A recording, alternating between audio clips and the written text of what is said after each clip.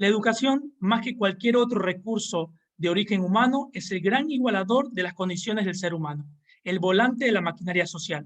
Horace Mann. Buenas tardes y sean bienvenidas y bienvenidos al programa de capacitación, intervención en crisis y primeros auxilios psicológicos del Ministerio de Salud Pública en coordinación con la Asociación Nacional de Unidades Académicas de Trabajo Social del Ecuador, ANUATSE. En total, los participantes son más de 700 estudiantes de las diferentes unidades académicas asociadas en la ANUATSE y que participan en el proyecto Red de Información y Ayudas ante la emergencia del COVID-19. En total, somos más de 12 universidades. Este proceso de capacitación cuenta con dos fases, siendo la primera la dirigida a docentes y la segunda a estudiantes. El día de hoy inauguramos la segunda fase. Este curso en línea es de carácter aprobatorio y cuenta con 3 módulos de 2 horas presenciales, cada uno los días sábados por la tarde en el caso del paralelo B. Para comenzar, tenemos la intervención de la doctora Carmita Álvarez Santana, coordinadora nacional de la ANUATSE. Carmita, por favor. Muchas gracias, Brian. Un cordial saludo al psicólogo Gabriel Ordóñez que nos acompaña, también al equipo técnico de la ULEAN, al ingeniero Jacinto, quien también pues esta universidad ha permitido que todo el apoyo tecnológico se facilite para este proceso. Brian, quien pues nos acompaña desde la Asociación Nacional de Unidades Académicas de Trabajo Social del país. Quiero solamente expresar pues una congratulación a todos los estudiantes que hoy día nos acompañan, estudiantes de una de las más hermosas carreras que existen, como es el trabajo social. Quiero en este caso decir que hace un año atrás, casi un año atrás, surgió de la mano de las carreras de trabajo social del país, una propuesta de proyecto de vinculación con la sociedad, que como bien lo dijo Armando, se llama Red de Información de Ayudas. Esto dentro del marco de la atención desde la movilización social que podemos hacer quienes estudian trabajo social y quienes somos trabajadores sociales en el marco de la pandemia que estábamos por empezar. Teníamos muchas interrogantes, teníamos desde la academia, desde las universidades, cómo podíamos contribuir las carreras de trabajo social del país, sobre todo aquellas que estábamos agremiadas a la Red Nacional de Trabajo Social, que es una red reconocida y registrada en la CENESID. Es una red que promueve investigación, vinculación y estos espacios de coordinación académica entre las distintas carreras de trabajo social del país. Con el apoyo de la Universidad Central del Ecuador y con el apoyo de la Universidad Laica Eloy Alfaro de Manabí, fue construido este proyecto y alimentado con la participación de todas las universidades del país. Aquí, pues, a más de estas dos universidades, tenemos a la Universidad Católica de Cuenca, la Universidad de Cuenca, la Universidad Luis Vargas Torres de Esmeraldas, la Universidad Nacional de Loja, la Universidad Técnica de Manabí, la Universidad Técnica de Machala, la Universidad de Milagro, y también se incluyó la Universidad Península de Santa Elena. Nos planteamos algunos objetivos, entre esos objetivos precisamente es poder apoyar a través de un proyecto de vinculación todos los esfuerzos que desde el Estado, desde la sociedad civil pudieran desplegarse para paliar en algo las consecuencias sociales, económicas, producto de la pandemia del COVID-19. Hoy día nos encontramos en una fase de intervención ya específica, para eso tenemos que formarnos, seguirnos formando, y gracias al apoyo del Ministerio de Salud Pública vamos a tener esta capacitación que seguro con el apoyo de los maestros que ya han sido capacitados y que están colaborando en este proyecto va a ser un éxito. Con esto, pues, tengan en mí una compañera trabajadora social con todo el apoyo que podemos dar desde la red de trabajo social de la cual sus universidades son parte. Muchísimas gracias. Gracias a todos y bienvenidos y bienvenidas. Muchas gracias, doctora Carmita Álvarez, coordinadora nacional de la ANUATSE, por sus sentidas palabras. Para finalizar este acto inaugural, me permito presentar a nuestro capacitador del Ministerio de Salud Pública, quien nos estará guiando durante esta tarde. En este módulo, que es el módulo número 1 sobre salud mental y atención primaria en salud, tenemos a Gabriel Alexander Ordóñez Guzmán. Él es psicólogo clínico por la Universidad de Guayaquil, magíster en gestión de riesgos y desastres por la Universidad de Guayaquil, tiene un diplomado en gerencia política por la Universidad Católica de Santiago de Guayaquil y la Washington College. Es docente de maestría en gestión de riesgos, docente en la carrera de psicología de la Universidad Estatal de Santa Elena y docente de la Escuela de Formación de Policías. Ha sido jefe provincial de Sala de Situación para la Secretaría Nacional de Gestión de Riesgos, responsable provincial y zonal 8 de unidades móviles y atención prehospitalaria, punto focal de gestión de riesgos, subdirector de docencia e investigación y responsable de la unidad de salud mental del Hospital Liborio Panchana Sotomayor. Todo esto en el Ministerio de Salud Pública. Gabriel, muchas gracias por acompañarnos, por tu colaboración. Gracias también a las y los estudiantes que se dan cita esta tarde para aprender sobre primeros auxilios psicológicos en desastres y teleatención. Y con esto damos por inaugurado este primer módulo y también este proceso de formación. Adelante, Gabriel, bienvenido. Muchísimas gracias, Brian. Un saludo fraterno, Carmita. Una vez más, un gusto y un honor el poder colaborar en este proceso formativo, que ya tuvimos una primera fase en lo que corresponde a los docentes de las carreras de la UNATSE, y ahora pues en un concentrado, por así decirlo, que nos está quedando bastante corto con los estudiantes. Voy a tratar de dividir este encuentro en 2 o 3 momentos. Vamos a tratar 2 temáticas. La primera, que estará vinculada al conocimiento de la estructura de la personalidad de un sujeto, para que nosotros tengamos una visión integral de qué es lo que el ser humano lo hace ser lo que es, cuáles son los factores que predisponen un tipo de conducta en situaciones normales, y después poderlo poner esto en un contexto de gestión en riesgos y desastres.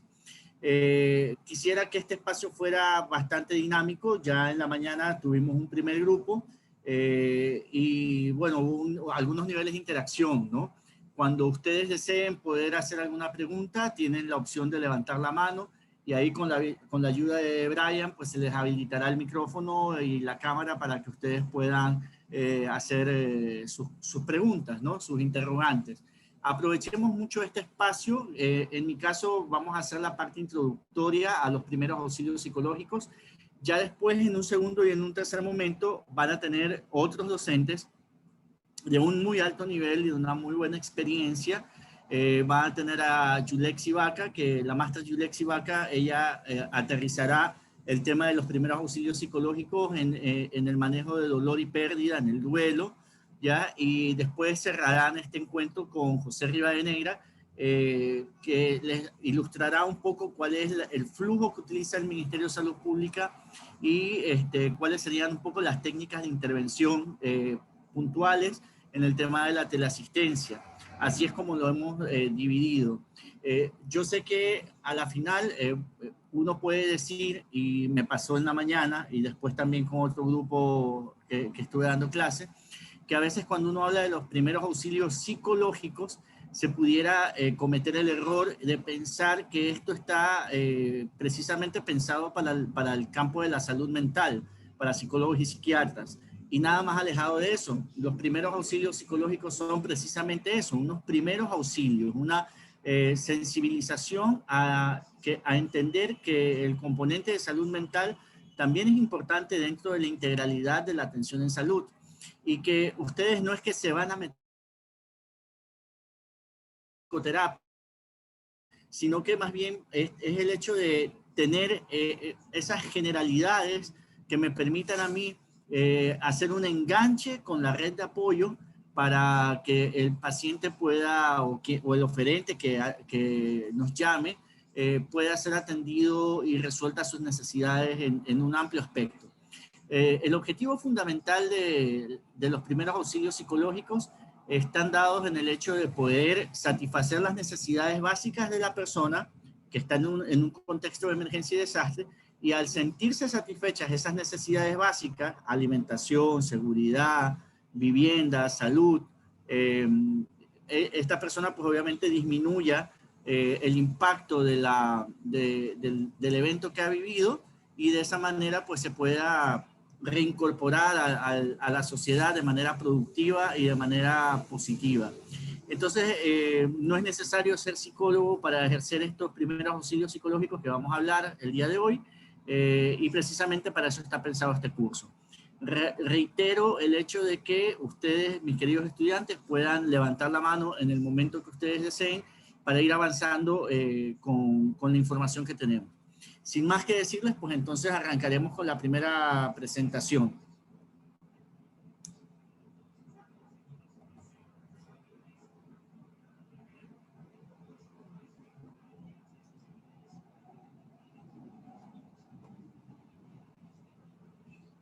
¿Se está viendo la diapositiva ya en sus pantallas? Sí, ¿no? Sí, está bien. Sí, ok. Muy amable, gracias.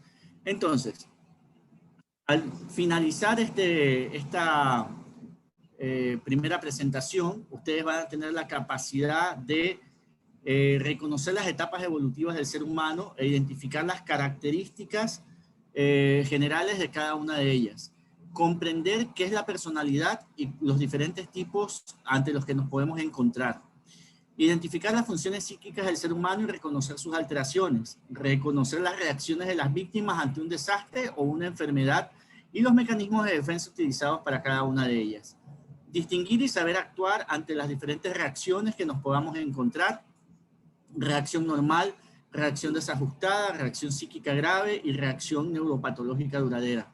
Aplicar diferentes habilidades comunicativas que mejorarán tu relación con las personas. Bien, el ser humano, desde que es gestado, posee o atraviesa por algunas etapas que son denominadas etapas psicoevolutivas, o en el caso del Ministerio de Salud Pública suelen denominarse las etapas de los grupos etarios, ¿no? Los grupos por edad. Hay diferentes criterios o diferentes maneras de poder establecer cuáles son estas etapas, pero por lo general la división de las mismas está dada en una primera infancia y una segunda infancia, que va de los 0 a los 7 años la primera, de los 8 a los 11 la segunda, de los 12 a los 18 la etapa de la adolescencia, aunque ahora, y como lo verán más adelante, la adolescencia se ha extendido, por así decirlo, y hoy se habla de que la adolescencia llega hasta los 21 años, bajo el contexto de que el cuerpo hasta esa edad todavía genera algunos cambios rápidos en su desarrollo. Entonces, pero tradicionalmente se estipula que la adolescencia llega hasta los 18 años, legalmente en el Ecuador hasta los 18 años somos menores de edad, y ya desde los 18 años en adelante pues nos convertimos en adultos. Los adultos a su vez están divididos también en varias etapas. Está un joven adulto, está el adulto de mediana edad propiamente dicha, el adulto joven, el adulto joven y el adulto propiamente dicho. Y luego está la etapa de la tercera edad, que va desde los 65 años en adelante hasta que Papito Dios lo permita. En cada una de estas etapas existen algunos elementos fundamentales que deben de ser subsanados. Erika Lobor me parece que está levantando la mano. ¿Alguna pregunta, Erika?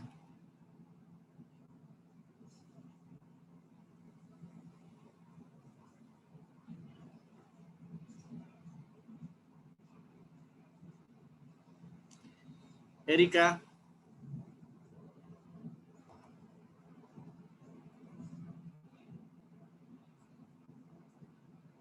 Brian, si nos ayudas con... Sí, está ya desbloqueada para que pueda hablar. Erika, activa tu micrófono.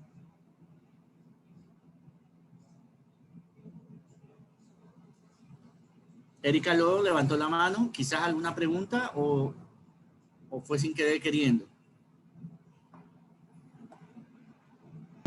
No, se me levantó sin querer, disculpe. Ya, no te preocupes, Erika. Continuamos. Había otra persona, creo que levantó la mano. No sé si será el mismo caso. En todo caso, vamos a continuar. Estábamos hablando que, bueno, estas etapas psicoevolutivas Los 7 primeros años de vida del sujeto son por demás importantes, y en esta etapa de estos 7 primeros años es fundamental que se instaure en la psiquis del sujeto 2 representantes simbólicos de lo que significa ser papá y ser mamá. Y digo simbólicos porque no necesariamente hablamos del padre biológico o de la madre biológica, sino lo que representa socioculturalmente la figura de este padre y de esta madre. La mamá, por lo general, está revestida o se les caracteriza por ese ser que brinda al menor el amor, la confianza y le da una valía, ¿no? Y el padre, por su lado, es la persona que por lo general impone la norma. De hecho, todavía se escucha en nuestra cultura, cada vez menos, no sé si para bien o para mal, pero cada vez menos se escucha el hecho de que si el niño de esta edad se porta mal, por lo general el papá, la mamá, el abuelo o el cuidador suele decir, mira, si te sigues portando así, deja que venga tu papá y le digo, ¿ya? Y entonces ese deja que venga tu papá, por lo general es muy como una, ¿cómo es el? Un momento. Ya, el problema no es la situación de la figura del padre, es como quien pone la norma o pone los límites dentro de la relación del niño, ¿no? Estas 2 figuras simbólicas son sumamente importantes, y si no se instauran van a generar en el desarrollo de la personalidad del sujeto algunos inconvenientes. Está el tema obviamente del afecto, que cuando no hay afecto genera desvalorización, genera baja autoestima. Y por otro lado está el tema de las normas, que si no están instauradas desde pequeño, pues generan algunos comportamientos de carácter antisocial y que pueden generar diferentes inconvenientes posteriormente. Luego, en la etapa de los 8 hacia los 11 años aproximadamente, es la etapa que se denomina de socialización. Si en los primeros 7 años la figura de papá y mamá es importante, en los 8 años en adelante, la figura de otros modelos que pueden llegar a la vida del sujeto son también importantes, no menos ni más importantes, pero en esa dinámica de desarrollo y de crecimiento, lo que sí debe de hacerse es empujar al menor que está ya en una etapa de escolarización a que se relacione con niños de su edad y empiece a fortalecer o a iniciar sus redes de apoyo social, ¿ya? Nosotros sabemos que cuando ya somos adultos, estas redes de apoyo social son las que muchas veces nos abren la puerta o el camino a oportunidades laborales y a ubicarnos socialmente. Y aunque no lo querramos aceptar, en muchos casos no depende tanto de la formación, del estudio, de lo que uno sepa, sino que de las puertas que se abran o de las oportunidades que terceros nos puedan dar. Y entonces esto se inicia desde chiquitito y es importante tener fortalecida y ampliada esta red de apoyo. Luego, nosotros avanzamos ya hacia la adolescencia. Como les decía, ahora se habla que la adolescencia llega aproximadamente hasta los 20, 21 años. Esta etapa de la adolescencia, caracterizada o conocida, bien o mal llamada como la edad del burro, porque normalmente los chicos ahí están tratando de ubicarse, de buscar su propia identidad, de generar su imagen, de posicionarse dentro de un ambiente, dentro de un grupo. Y esto obviamente genera conflictos con la autoridad, con papá y mamá, y también el miedo por parte de los padres de perder al hijo o de que el hijo se pierda en ese camino de ir buscando su propia identidad. El gran problema de la adolescencia es que muchas veces nosotros somos o muy pequeños para ciertas cosas o muy grandes para otras, y entonces no nos ubicamos. Entonces, ¿qué soy? ¿Soy un niño? ¿Soy un adulto? ¿Soy qué? Entonces soy un adolescente y nada, y hay que aprender a vivir esta situación. Luego está la etapa adulta, que tiene 3 subetapas, por así decirlo, que va la etapa de la adultez o joven o juventud, que avanza de los 20 a los 40, 45 años aproximadamente. Y en esta etapa es donde uno debe de procurar generar una cierta estabilidad social, económica, y uno debe posicionarse en estos momentos, ¿no? Se supone que hasta los 40, 45 años aproximadamente, uno ya por lo general debiera de haberse casado, haber obtenido su título de tercer nivel, su cuarto o quinto nivel, si es que se pudiese, y ¿cómo se llama? Ya ahí ya uno, a través del trabajo continuado, pudo haber obtenido algún tipo de peculio, llámese una casa, un carro, algunos bienes que ya no dependen de papá y mamá, sino de fruto del esfuerzo nuestro. No es una norma, pero la gran mayoría de las personas alcanzan este tipo de éxitos en este periodo. Cuando la persona no los suele alcanzar hasta los 40, 45 años, no es que no lo pueda hacer después, pero sí se vuelve un poco más complejo. Ya la persona de 40 años piensa 2 veces antes de cambiarse de trabajo, porque sabe que si en un momento determinado se queda quizás en el aire, las instituciones también la piensan 2 veces antes de contratar a una persona de los 40 en adelante. Y yo ya estoy en ese rango, así que asusta un poco. Normalmente los de mi generación todavía llegamos a esa lectura en la que nos decían que uno tiene que ubicarse en un trabajo y quedarse en ese trabajo, buscar la estabilidad, y ahí permanecía uno 40, 50 años de forma fácil hasta jubilarse, ¿no? Que era como el éxito, llegar a jubilarme y poder vivir de mi jubilación, que ahora también se la ve cada vez más distante con el tema de las reformas que se pretenden hacer. Pero las características de la gran mayoría de los que están ahora como estudiantes, que considero estarán dentro del grupo de los millennials o de los centennials, pues ahora la característica no es tanto buscar esa estabilidad, sino que más bien se promueve el tema de estar un X tiempo o un periodo corto en una empresa, promedio 2 años, 3 años, aprender de esa empresa y catapultarse a otra empresa que le abra otras oportunidades de réditos económicos y de experiencias.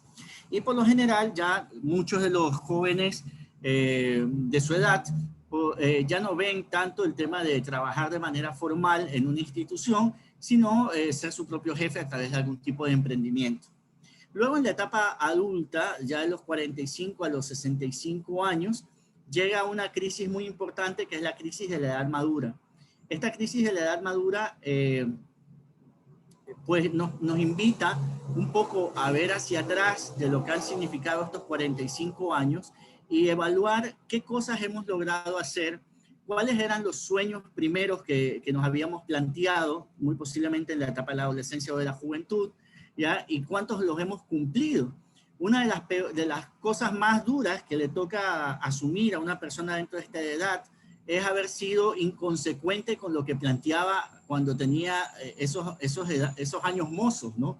Y uno decía, es que yo voy a cambiar el mundo, yo voy a hacer esto, yo voy a hacer lo otro, y bueno, llego después a los 45 y tantos, y entonces veo que mi vida se convierte en una rutina, y estoy haciendo siempre lo mismo, me levanto a una hora determinada, me voy a trabajar, cumplo 8 horas, regreso a la casa, si no es que me voy al otro trabajo, en fin, los hijos ya están a la final, ya están crecidos, ya están grandes, puede darse el tema del síndrome del nido vacío, en fin. Y luego ya después tenemos la edad mayor, la adultez mayor, que va desde los 65 años y como decía, hasta que Papito Dios lo permita. Todavía en nuestra cultura se hace muy duro poder entender que esta etapa debiera de ser una etapa de disfrute personal, ¿no? Que es un momento en el que si yo ya me saqué el aire, me la sudé durante tantos años, ahora es el momento en el que puedo disponer de mi tiempo, de mi horario y hacer lo que yo quisiera en un sentido positivo, ¿no? Viajar, aprender nuevas cosas. Ya se supone que no tengo responsabilidad directa con mis hijos, aunque muchas veces pasamos de la responsabilidad de los hijos a la responsabilidad de los nietos, que tampoco es algo muy favorable, ¿no? No debiera de ser así. Perdón. Entonces, nosotros planteamos que existen 2 tipos de crisis. La una que está directamente relacionada a este proceso psicoevolutivo que hemos conversado, que son las crisis vitales o llamadas crisis esperadas, o si nos ponemos un poquito más técnicos, las llamadas crisis normativas, ¿ya? Y luego, además de esas crisis normativas, nosotros vamos a encontrarnos a lo largo de la vida con otro tipo de crisis que son las crisis inesperadas o paranormativas, ¿ok? Dentro de las crisis esperadas, nosotros podemos determinar, por ejemplo, el nacimiento de un niño. ¿Por qué ustedes me dirán que el nacimiento de un niño es una crisis?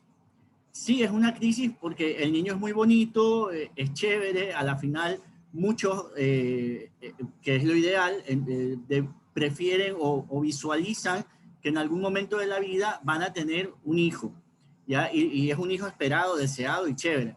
Pero a veces uno no mide, por ejemplo, cosas como ¿cuánto me cuesta el hijo? No sé si ustedes tirarán números en algún momento y verán cuánto le han costado a sus papás.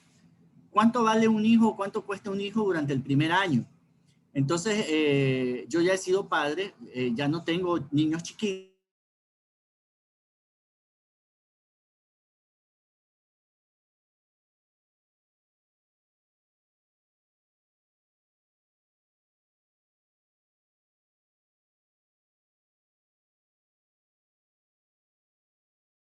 Que solamente están tomando la leche, por lo general se toman unos 3 tachos grandes de eso, si no son más, si no salió más dragoncito, ya, pero por lo general son 3.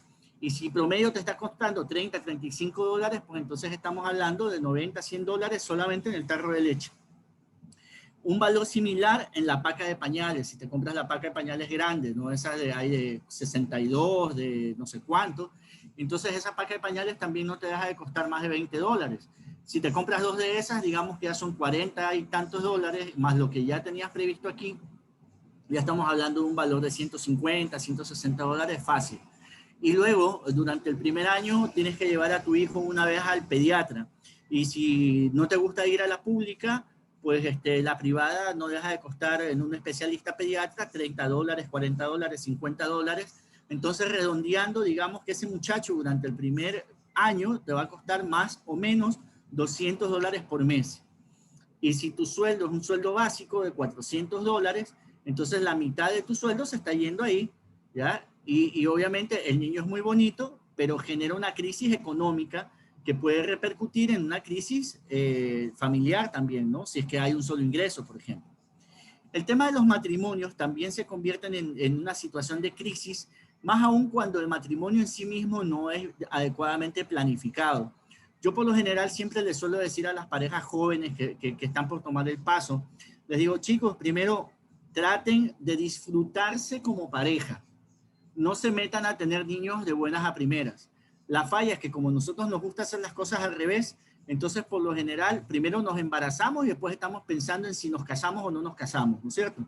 Pero bueno, lo ideal sería llegar al matrimonio, disfrutar de la relación de pareja 2 o 3 años y de ahí planificar si ya la venida de un hijo, si es que se quisiera, porque tampoco es que es una obligación casarme y tener hijos.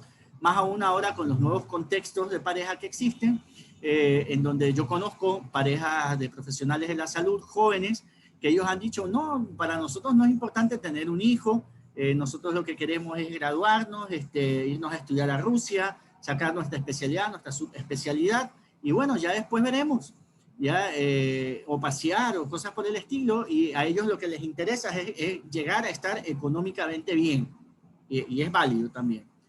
Y en fin, así sucesivamente existen un sinnúmero de situaciones que son crisis más o menos esperadas. La graduación suya, el hecho, por ejemplo, de que ya se gradúe, no estén por graduarse en trabajo social. Bueno, chévere, me gradué en trabajo social, me dieron el cartoncito, la emoción, la fiesta, qué chévere, qué bonito, ¿y ahora qué hago? Ya tengo mi cartoncito debajo del brazo, ¿y ahora qué hago? Sumarme a las filas de los desempleados. ¿Dónde me ubico? Y en fin, el tema que mencionaba hace un rato, el síndrome del nido vacío, cuando los hijos se van de casa, el tema de la adolescencia, que ya lo hemos conversado, el tema de la menopausia y de la andropausia, la jubilación también, cuando uno se jubila y ha estado acostumbrado a estar haciendo 1.000.000 de cosas, por aquí, por allá, etcétera, etcétera, y ahora ya no tengo nada que hacer, ya no tengo hijos que criar, ya no tengo responsabilidades de trabajo, y tengo por lo menos 16 horas ahí sin hacer nada, y sentarme a ver televisión como que todos los días, no, pues a la final en 15 días ya te vistes todas las series de Netflix y después ya no sabes qué más hacer. Entonces llegar a esa jubilación también tiene que ser una jubilación planificada, en donde yo pueda decir, caramba, ahora ya estoy jubilado y voy a poder disfrutar de otras cosas, voy a aprender otras cosas, voy a conocer otras culturas, otros idiomas, ¿no? Los cambios de casa, los cambios geográficos también pueden afectar o generar una crisis, más que todo, por ejemplo, en el tema de los menores, si es que han tenido los amiguitos del barrio y todo eso, puede ser que esto les esté afectando. Un cambio de empleo y un síndrome de abstinencia en el caso de que tengamos algún mal hábito que pueda ser de tipo adictivo. Por otro lado, nosotros podemos tener crisis inesperadas o paranormativas. A nadie le gusta enfermarse, así sea una gripe, y peor si es peor, y peor aún si es un SARS-CoV-19, ¿no es cierto? Entonces, recibir la noticia de que estás enfermo o que tienes una enfermedad catastrófica o que tienes una enfermedad crónica no transmisible, te mueve el piso. Este año a mí ya me diagnosticaron como hipertenso, tengo 44, ya casi 45 años, y me ha costado mucho el tema de poderlo aceptar. Y me invita también a ser mucho más empático con mis pacientes cuando llegan a la consulta y con esa ínfula de que no, es que yo no quiero las pastillas o por qué tengo que andar tomando las pastillas todos los días y qué pasa si no la tomo, y no será de tomar un traguito y todo eso, ¿no? Entonces, el enfocar esta situación, el aceptar esta situación, toma su tiempo y nos lleva a generar una situación de crisis existencial, porque obviamente ya en mi caso, al ser hipertenso, ya pues tengo que pensar en que tengo que hacer ejercicio todos los días, que tengo que empezar a comer sanito, que hay que cuidarse de los triglicéridos, ya pienso 2 veces echarle mayonesa a una hamburguesa, en fin, etcétera, etcétera. Bueno, enfrentarse con una enfermedad grave, decíamos una enfermedad crónica no transmisible, posibles problemas obstétricos, el tema de un parto prematuro, un óbito fetal, si es un hijo esperado. Ahora último se ha estado hablando mucho sobre el tema de la legalización del aborto con lo que ha estado pasando en Argentina y bueno, yo lo que puedo decir es que cuando el niño es esperado y lastimosamente no llega a su consecución, la pérdida de ese niño genera una crisis, ¿no? Un cuadro depresivo que debe ser debidamente acompañado. Cuando la mujer está embarazada y queda abandonada, también obviamente la vuelve mucho más vulnerable socialmente hablando. En nuestro país, uno de los indicadores que no llegamos a cumplir en los objetivos del milenio fue precisamente el tema del embarazo adolescente. Y sabemos por estadística, por números, que la violencia basada en género y los abusos sexuales se incrementaron durante el tema de la pandemia. Y hoy se habla mucho de los hijos de la pandemia también, ¿no? Los frutos de esto, ¿no? Los divorcios, el tema de la separación, el divorcio también puede generar una crisis inesperada. Yo creo que nadie se casa para divorciarse, pero también hay que ser consciente que a veces la relación no va más y que ya se ha faltado tanto el respeto que lo más lógico es que si ya no hay amor, pues cojan caminos separados, ¿no? O haber tomado mejores decisiones en su momento. La muerte del cónyuge. Oye, si es que ese matrimonio es de los antiguitos que tiene 30, 40, 50 años de unión, el bultito al lado, la pareja al lado, cuesta cuando ya no la tienes, ¿no? Entonces, a mí me ha pasado mucho que cuando, por ejemplo, he viajado y he tenido que estar en un hotel o algo por el estilo, y tengo ahí la cama, la king, ¿no? La cama grandota, ¿no? Y a pesar de que toda la cama es grande, toda la cama es para mí, yo me he acostumbrado a dormir en mi lado, el lado que me corresponde, ¿ya? Y entonces, extrañar el bultito frente a la muerte de la pareja que está al lado, se vuelve complicado. También puede generar eso una crisis. La muerte de un hijo es una crisis inesperada. La muerte de un hijo, porque la lógica de una crisis esperada es que los hijos entierren a los papás y duele. Y a la final siempre va a quedar ahí el vacío de, ay, mi papá, mi mamá, chévere. Pero no es esperado que un papá entierre a un hijo. Entonces se dice que el duelo, el proceso de duelo, el proceso ¿cómo se llama? De aceptar esa pérdida, quizás nunca se termina de aceptar. ¿no? Porque no es lógico, la lógica no me dice que un papá tenga que enterrar a un hijo. Bueno, un robo, un asalto, una violación sexual, de las que hay muchas, obviamente generan crisis inesperadas. Ahora estamos hablando de estos desastres naturales, que en sí mismos los desastres no son naturales, sino son provocados por la acción del ser humano propiamente, sea por irresponsabilidad o por malas decisiones.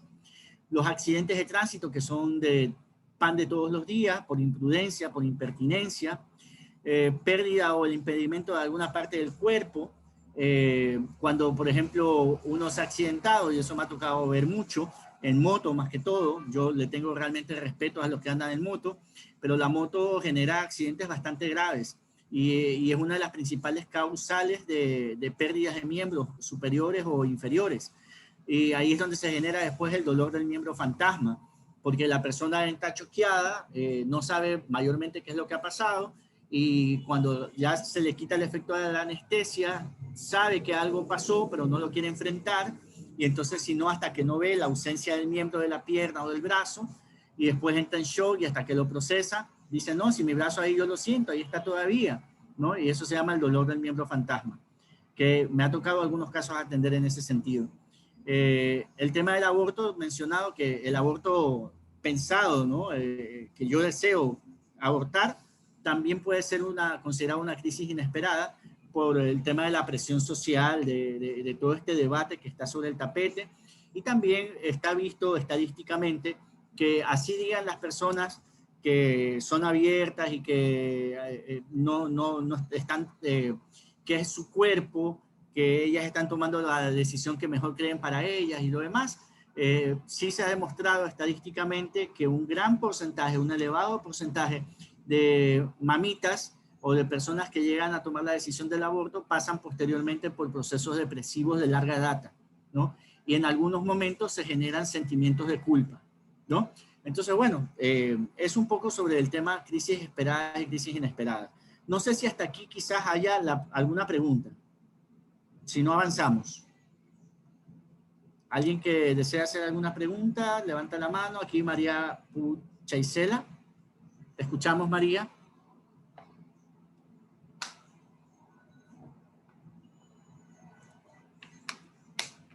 Hola, María. Conecta tu micrófono, por favor. ¿Ahí me escucha? Perfectamente. Ya, con respecto al nacimiento de un niño, te dice que nosotros llevamos el posparto, ¿no? Esa crisis de posparto, algo así. ¿Es normal que una persona sienta ese deseo o a veces se le viene pensamientos como hacerle daño a su hijo? Bueno, muy buena pregunta. Hay muchos casos de depresión postparto. La depresión en sí misma puede generar episodios psicóticos, ¿ya? Esto normalmente se debe a una descompensación hormonal que puede ser médicamente atendida y oportunamente atendida.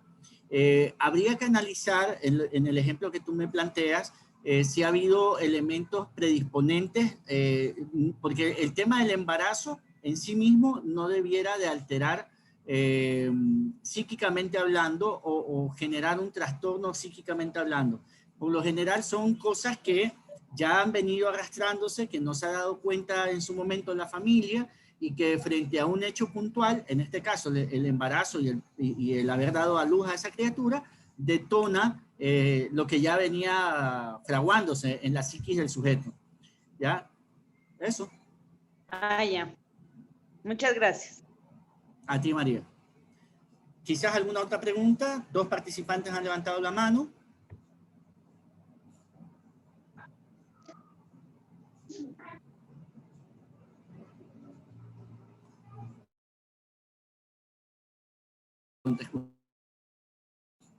Sí. Buenas tardes, don Gabriel. En su primera intervención de aquí de la sala, usted habló sobre las formas de criar a un infante, que estamos hablando de los 0 a 5 años, o la edad primaria de ellos. Cuando un adulto, por ejemplo, le toma la potestad, como ustedes decían antes, viene tu papá o viene tal persona y le reprochamos. Eso de ahí hoy en día se está perdiendo, por decirlo así, esa cultura. Lo hablo porque por naturaleza propia yo lo viví, ¿no? En mi tiempo de infancia. Pero hoy en día eso ya es algo cultural que se está perdiendo. Pero en tal caso, ¿qué se puede hacer o cómo podemos intervenir o actuar ante estas nefalencias o problemáticas que suelen existir dentro de nuestro ecosistema social? ¿Cómo poder intervenir o actuar más que nada, ¿no? Muchas gracias por la intervención. Gracias, Wilson. En primera instancia, lo que tú estás haciendo, una toma individual, personal, de estos patrones que deben de prevalecer para la adecuada educación de un menor, ¿ya? Precisamente por la ausencia de límites, es que se genera un sinnúmero de conductas que están, digamos, fuera de la norma, ¿no? Cada vez más se habla el tema de la hiperactividad, ¿no? Es que el niño es hiperactivo. Particularmente yo no comparto mucho el diagnóstico de TDAH, que es el trastorno de déficit de atención e hiperactividad, porque incluso el mismo médico que generó este diagnóstico de TDAH, hacia sus últimos años aceptó que él lo que había hecho era para precisamente aumentar el tema de la venta de psicofármacos en menores, ¿ya? Y gracias a Dios, bueno, en Ecuador todavía no se da, pero tenemos ejemplos como en Argentina o Chile, Argentina particularmente, que es el país que más consume psicofármacos. Desde muy chiquititos les empiezan a dar psicofármacos y entonces se les roba la infancia a los chicos porque se espera o se aspira que el niño esté poco más y tranquilito, que no se mueva, que no respire, y entonces, ese niño sí es educado. Pero en cambio, no, o sea, el niño normal es un niño de por sí mismo inquieto. Pero uno lo que debe de procurar hacer es aprender a demarcarle lo que sí puede hacer, de lo que no puede hacer y cuándo lo puede hacer, ¿no? Entonces, a ver, mijito, ¿quieres un caramelito? Sí, pero te lo comes después del desayuno, ¿ya? Yo te doy el caramelo, pero después del desayuno. Y es uno, no es la bolsa, no es demasiado. En el tema con los adolescentes, con el bendito celular, ¿no? El celular, que ahora todo el mundo los posee, todo el mundo tiene uno a la mano, unos mejores que otros. El celular, en primera instancia, surge con el concepto de oficina móvil. ¿Quiénes son los que pasan en oficina? ¿O quiénes deberían de estar en la oficina? En su mayoría el adulto, ¿no? Pero, y dentro del adulto, más concretamente el celular estaba pensado para una visión empresarial, para el empresario que está viajando de un punto a otro punto y tiene que comunicarse, tomar decisiones, definir, mantener una junta, etcétera, etcétera. ¿Ya? Pero bueno, se ha ido popularizando, más aún con el tema del uso de las redes sociales y demás, y uno se va dejando llevar por este tipo de nuevas modas. Pero yo siempre recomiendo que un celular no debería de tenerlo un adolescente o un menor de edad, sino por lo menos hasta los 15 o 16 años. Primero, no se van a morir, porque lo tengan o no lo tengan.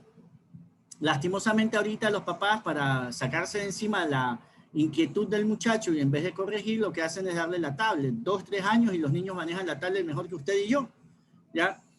Entonces, yo creo que lo primero que hay que hacer es hacer una toma de conciencia.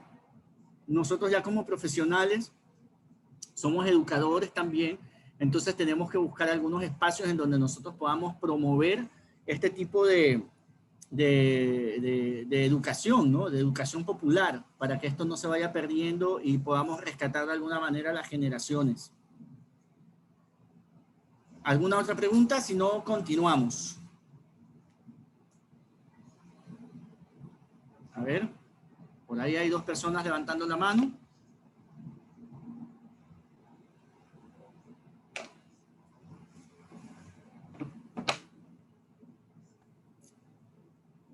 ¿Seguimos? Hola, buenas tardes. Hola, Manuela Pani. Buenas tardes, mucho gusto.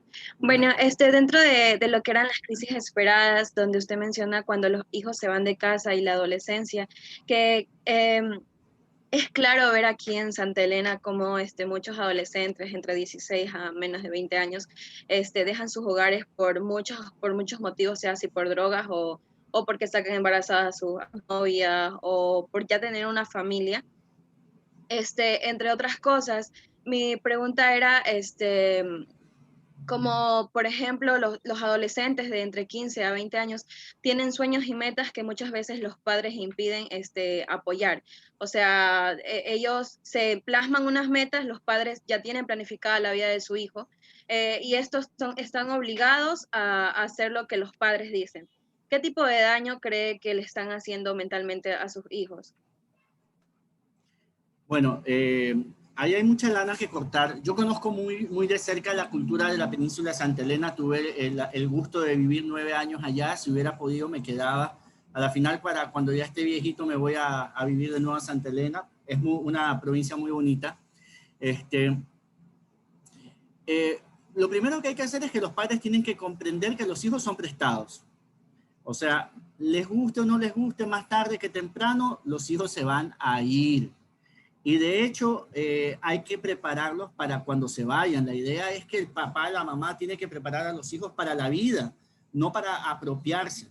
Y muy en particular en Santa Elena, en la cultura ecuatoriana en términos generales, pero como te digo, la experiencia que tengo de Santa Elena, lastimosamente ahí todavía siguen siendo muy tradicionalistas, con una cultura muy machista, muy marcada, ¿no? Entonces, allá como en la gran parte del Ecuador, no es que los hijos se van, sino que se multiplican, ¿ya? ¿Qué quiero decir con esto? Que el muchacho se casa o deja embarazada a la chica, no sé qué, y el papá le dice, mijito, no te vayas, pobrecito, aquí, aunque sea en esta media agüita, ahí te haces un cuartito y no sé qué y no sé cuánto, y se quedaron en el cuartito 40 años, a esperar que les herede la casita, ¿no? Y ahí se criaron ellos, los hijos, los nietos, los bisnietos, etcétera, etcétera. Y obviamente eso los limita en el hecho de salir adelante, ¿no? El que se casa, casa quiere. Si tú te casas y tienes un colchón nada más, pues inicias con el colchón en el piso. Y de ahí en adelante todo lo que vayan logrando será mérito de los dos, ¿ya? Y el hambre, la necesidad obliga. Pero cuando tú vives en la casa de tu mamá, cuando tú vives en la casa de tu papá, tu padre y tu madre nunca te va a dejar que duermas con sin un platito de comida, ¿no? Entonces la pancita la vas a tener llena, ya el techito lo tienes ahí, y entonces de alguna manera se genera una zona de confort. Lo otro que también suele pasar, que tú bien lo mencionabas, en Santa Elena solamente tienen la Universidad Península de Santa Elena con las carreras que han sido aprobadas, ¿no? Y por ahí hay una extensión de la Católica, y creo que también antes había una extensión del SPOL, que eran a distancia, y tenían la UTEC, que tuvo un problema hace algunos años, creo que cerró, y está la UTPL, ¿no? A distancia completamente. Básicamente el punto de referencia a nivel universitario es la Universidad Península de Santa Elena. Entonces, si no hay la carrera que el estudiante quiere seguir ahí, la mayoría de los papás le dicen, no te vayas, que sí, que no sé qué, porque tienes que estudiar aquí. O que no hay para pagar, obviamente, el cuarto en Guayaquil, ¿no? Aunque los chicos, muchos de ellos, si quisieran, pudieran ir a buscar trabajo, lo que muchos hemos hecho, trabajar y estudiar, ¿no? Pero no quitarse un poco la meta. La verdad es que eso es bastante limitante, y yo creo que hay que hablarlo en el sentido de poderles brindar todas las herramientas posibles a los chicos para que salgan de ese espacio, de ese microespacio, ¿ya? Y que se abran al mundo, ¿ya? El mundo más cercano para ustedes es la provincia del Guayas, que sigue siendo pequeña en relación a una visión más universal de las cosas, ¿ok? Pero sí es importante ir rompiendo ese tradicionalismo que hay en nuestra cultura. Una última pregunta y avanzamos, y después seguimos contestando más preguntas.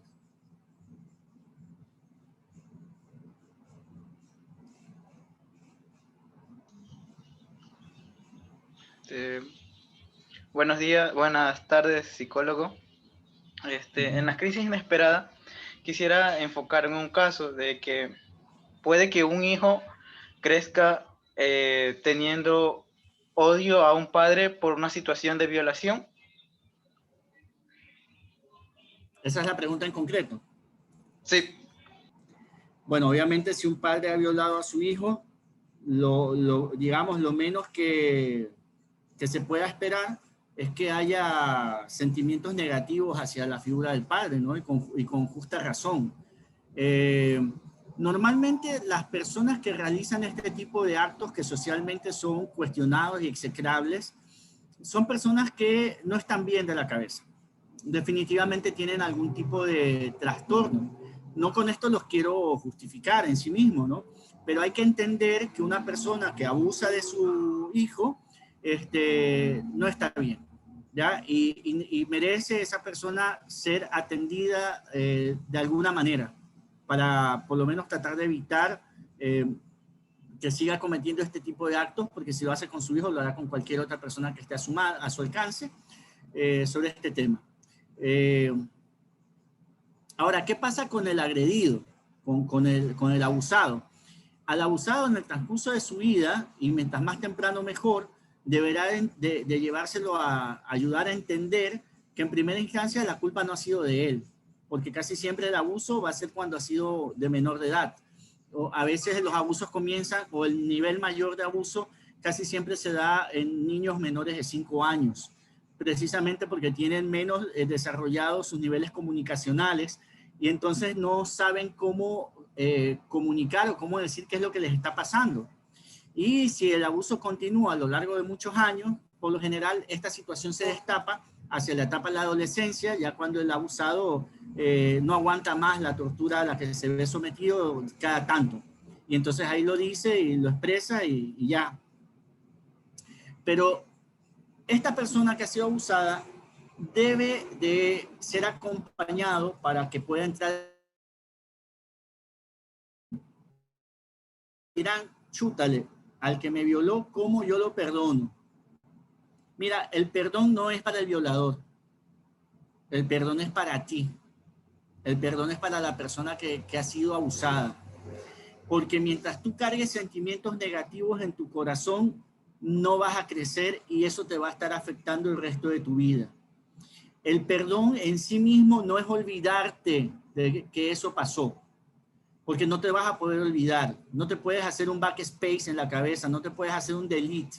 Sería chévere que todo lo feo que nos pase le puedas hacer un delete, pero no se puede, ¿ya? Cuando tú alcanzas a perdonar a tu abusador, tú puedes recordar sin dolor. Y ese es el objetivo terapéutico, que la persona recuerde sin dolor, que saque todo lo negativo que guarda en su corazón por más malo que le hayan hecho. Porque si lo sigues cargando, vas a seguir teniendo una vida amargada, vas a seguir teniendo una vida, vas a seguir cargando la piedra, ¿ya? Y eso no te va a dejar crecer. Y después si te casas o estás con alguien, te va a repercutir en la familia que vas a formar, ¿ya? Entonces, mientras más pronto se pueda acudir a algún tipo de asistencia y de ayuda, sería lo mejor. Ahora, otra cosa que va un poquito de la manito con aquello que me acabas de mencionar o de preguntar, es que en muchos casos se cree que por el abuso sexual uno puede tener una irrupción en la identidad de género o una distorsión en la identidad de género, ¿ya? O sea, que pueda llegar a desarrollar una conducta homosexual, lésbica, bisexual, transexual, etc. Y eso está alejado de la verdad.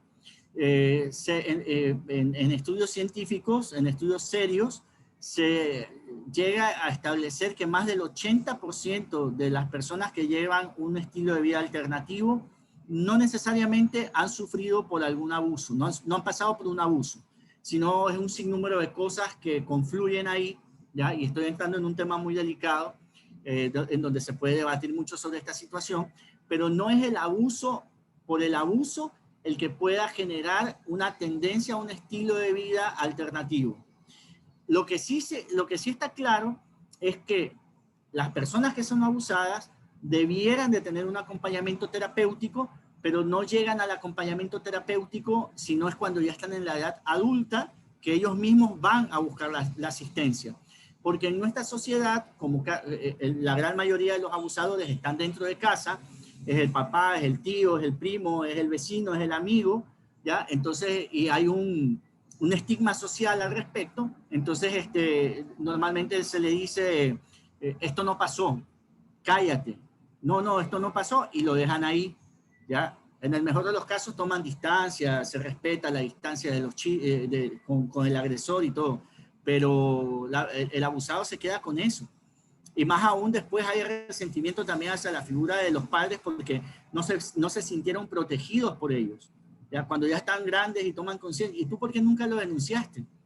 Y dejaste que me pasó a mí y después le pasó a mi primo, ¿no? Y entonces mientras uno no abra la boca y no lo lleve a un proceso legal, el abusador seguirá abusando, porque precisamente por su patología no se puede contener. ¿Ok? Bien, seguimos entonces, mis queridos amigos. La personalidad es lo más elaborado, lo más grueso que tiene el psicólogo que analizar. Todos los seres humanos tenemos personalidad, indistintamente, todos, a pesar de que alguien diga, no, es que ese joven o ese chico o ese amigo no tiene personalidad, mira, no tiene personalidad. Casi siempre hacemos referencia a una persona que no tiene personalidad porque es alguien que es muy dubitativo en su toma de decisiones, pero no necesariamente quiere decir que que no tenga personalidad o que tenga una doble personalidad o una triple personalidad, que eso realmente no existe más que en las películas. ¿Ya? Todos tenemos una personalidad, más fuerte, menos fuerte, pero nuestra. ¿Ya? Y esta personalidad se forma, se configura a través de categorías de personalidad, unas categorías personológicas, así las llamamos nosotros los psicólogos, ¿no? Entonces son muchas categorías de personalidad, muchas, que actúan dinámicamente. Hoy día no podremos hablar de todas ellas, cada una merece su tiempo, su momento, y acá el tiempo es muy corto para todo lo que estamos tratando de hablar. Así que vamos a hablar de 4 muy específicas que espero le den alguna luz y les permita a ustedes poder tener una idea de cómo funciona la personalidad. Tenemos, en primer lugar, tenemos el temperamento. El temperamento es lo heredado biológica, genéticamente en el ser humano. Este temperamento viene por herencia de las 4 generaciones por línea paterna y de las 4 generaciones por línea materna.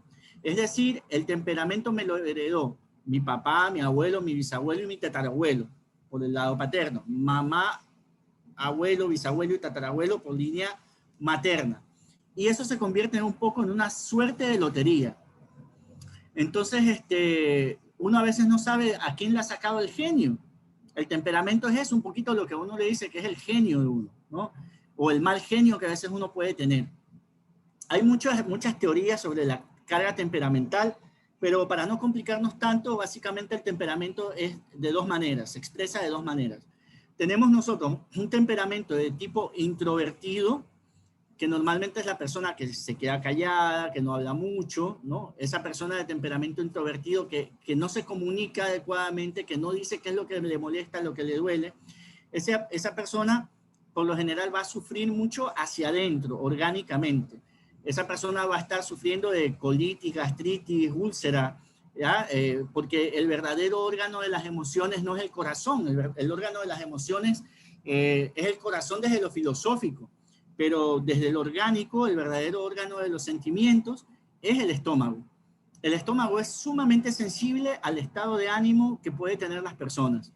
Si te levantaste mal genio o hay un problema o hay algo que te está haciendo entrar en ansiedad, inmediatamente el estómago cambia de coloración. Entonces, y empieza a secretar los jugos gástricos y ahí por ahí va saliendo la úlcera y cosas por el estilo. Entonces, hay que tener mucho cuidado con ese tema, de saber decir las cosas, de saber expresar las emociones. Pero la gente que tiene un temperamento de tipo introvertido le cuesta un poquito más y hay que educarlos para eso. Luego nosotros tenemos el temperamento extrovertido, que ese es como el fosforito, ese se lo identifica rápido, ese es más de acción, entonces anda por aquí, anda por allá. A ese a la final hay que cogerlo con pinzas, tú no le puedes hacer mucho una broma porque inmediatamente te insulta, te maltrata, se para, ¿no? Y así. Tanto el temperamento introvertido como el extrovertido son 2 puntos distantes que no son respuestas adecuadas o asertivas. Mucha gente llega a decir que yo nací así, así me he de morir. Y desde el temperamento, es verdad, el temperamento no hay psicólogo y no hay medicina que te cambie el tipo de temperamento con el que tú naces. El temperamento por lo general es irracional. ¿ya? Cuando tú no razonas sobre la acción o lo que haces, lo que dices, ¿ya? Entonces esa respuesta que estás dando es una respuesta del temperamento. El temperamento es el que nos mete en problemas, ¿no? Porque como no es racional, se deja llevar por nuestras emociones, por nuestros afectos, entonces nosotros, ¡pum!, nos lanzamos. Y cuando ya las emociones bajan, la carga temperamental disminuye y aparece el carácter, que ya vamos a hablar de él, entonces uno ya empieza a razonar y dice, ¿por qué dije eso? ¿Por qué actué de esta manera? Chuta, la fregué, ¿ya? Ahí entonces ya no es el temperamento, ahí ya estamos hablando del carácter, que está respondiendo, reaccionando sobre la respuesta temperamental que hemos tenido. El carácter, en cambio, es fruto de la herencia psicológica, social, cultural. Depende mucho del cúmulo de experiencias que yo voy a ir teniendo a lo largo de mi vida. El carácter tú lo construyes hasta el último momento de la vida, ¿ya? Si en el último momento de la vida vas a tener la conciencia y vas a saber que te estás enfrentando a la muerte, pues tener la madurez con el carácter de decir, quizás como San Francisco, te abrazo, hermana muerte. No todo el mundo lo puede hacer de esa manera, ¿no? Tener esa capacidad de ser consciente de que entrego mi estuche, entrego mi vida con plena conciencia y con tranquilidad de conciencia. Pero ese carácter es el que te va acompañando. Ahora, el carácter tiene una herencia psicológica que está presente en tu familia, ¿no? Entonces, ¿cómo ha marcado tu carácter el hecho de que tengas a papá y a mamá juntos? O que te hayas criado con tus abuelos, o que te hayas criado solo con tu papá o solo con tu mamá, o te hayas criado con dos papás, o te hayas criado con dos mamás. Todas estos tipos de familia, que no es la familia tipo, ¿no? Pero que están ahí presentes y no quiere decir que sean buenas o malas, pero que obviamente aportan positiva o negativamente a la construcción de lo que tú vas a hacer como ser humano.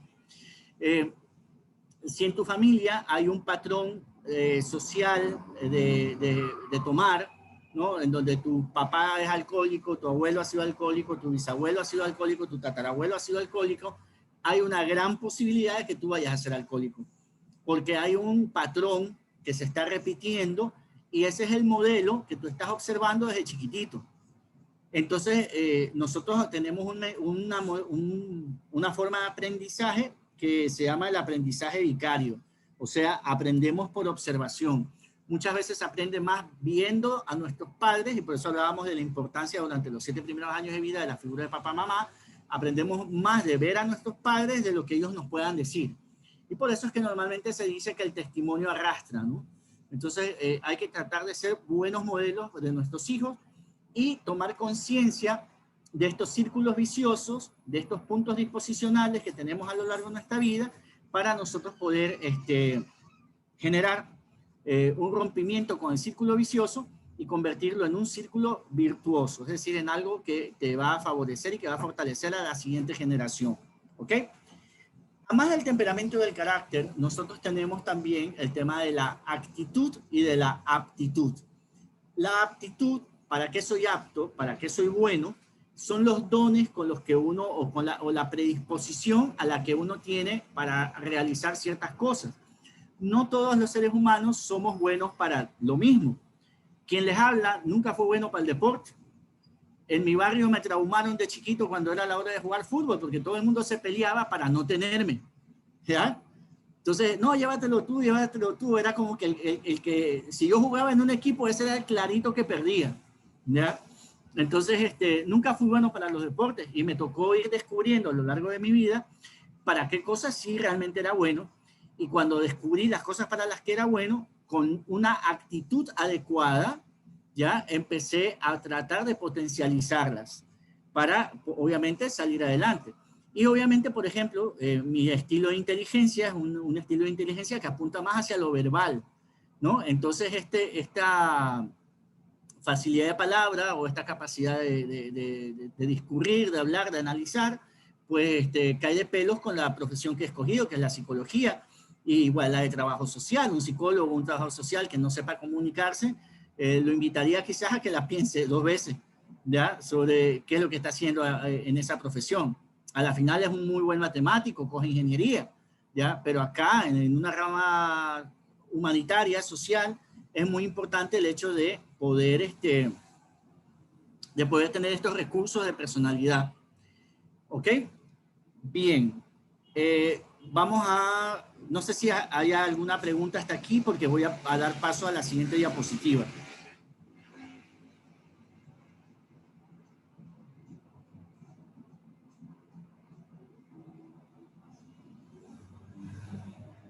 No hay ninguna mano levantada, sin embargo tenemos una pregunta en el chat. No sé si ya fue respondida. Dice, ¿una niña puede lograr superar un abuso no sexual, pero que se ha manipulado partes íntimas? Si han pasado más de 10 años, ¿puede tomar actos legales? Ya, ok, dame un minuto y ya la respondo.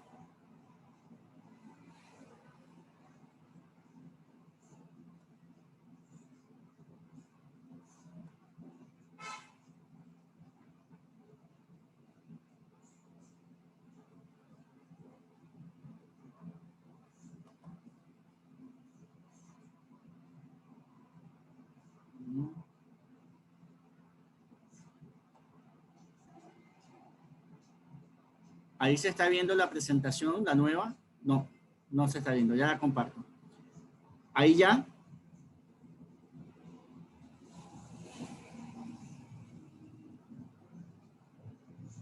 Sí se ve la nueva, ¿no? La nueva presentación.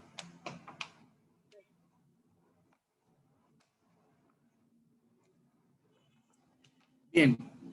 Respecto a la pregunta de si una niña, adulto, indistintamente de la edad, pueden superar el tema, como lo mencionaba, el tema del abuso sexual, en sí mismo puede ser superado. No tiene que ser algo que le marque toda la vida, ¿no? Además del tema del abuso, también están estas creencias irracionales que son socialmente aceptadas. Entonces, por ejemplo, el tema de la virginidad, ¿ya? Que muchas veces está reducido específicamente al tema del himen, en el caso de la mujer, ¿no? A veces el tema del desgarre del prepucio en el caso del varón, no siempre, ¿ya? Pero, o esta primera vez de que haya una penetración dentro de un acto sexual no consensuado, ya a veces se lo asume como que ha habido un desvirgamiento. Y al ya no ser virgen socialmente, nosotros le ponemos automáticamente la letra escarlata y por lo general hiciese o da a pensar en el abusado de que es menos digno que otra persona, ¿ya? Que al final no le ha pasado esa situación. Entonces una de las cosas que se trata de trabajar en la terapia es devolverle la dignidad a la persona que ha sido abusada, decirle que su dignidad no está en el himen, sino en la calidad de persona que puede llegar a ser. Y que desde la experiencia negativa que ella ha tenido, usando un mecanismo que se llama mecanismo de compensación, un mecanismo psicológico, que no es otra cosa que compensar el hecho negativo con algo positivo, ella puede ayudar a muchas otras personas que a la final están viviendo una situación igual, ¿no? Y puede ser parte del efecto terapéutico. Pero lo importante en todos estos casos es buscar la ayuda psicológica adecuada. En estos casos, cuando ustedes detecten o cuando se les llame por la teleasistencia de que hay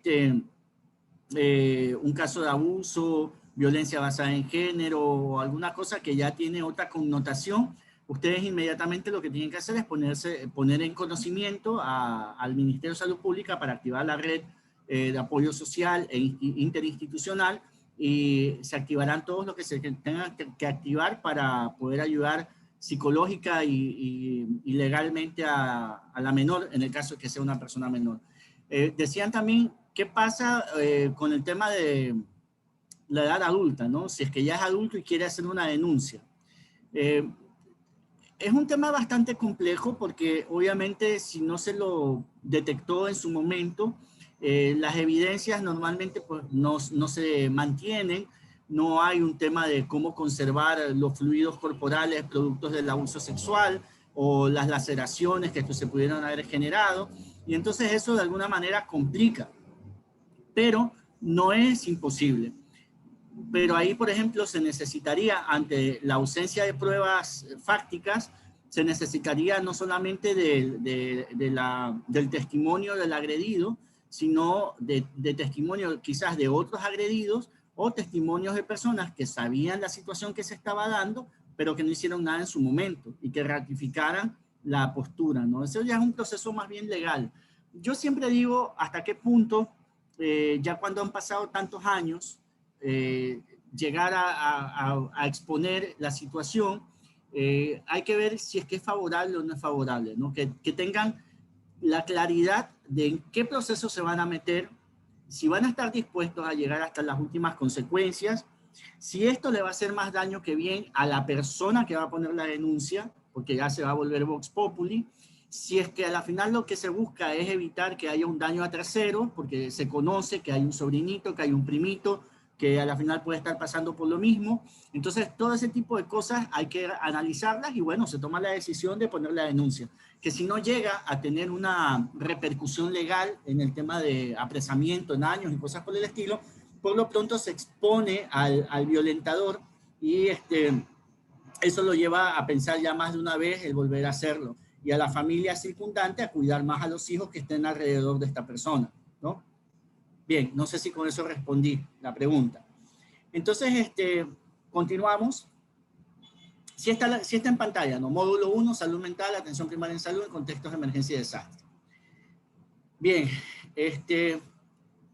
vamos a adentrarnos un poco ya específicamente a lo que son los primeros auxilios psicológicos.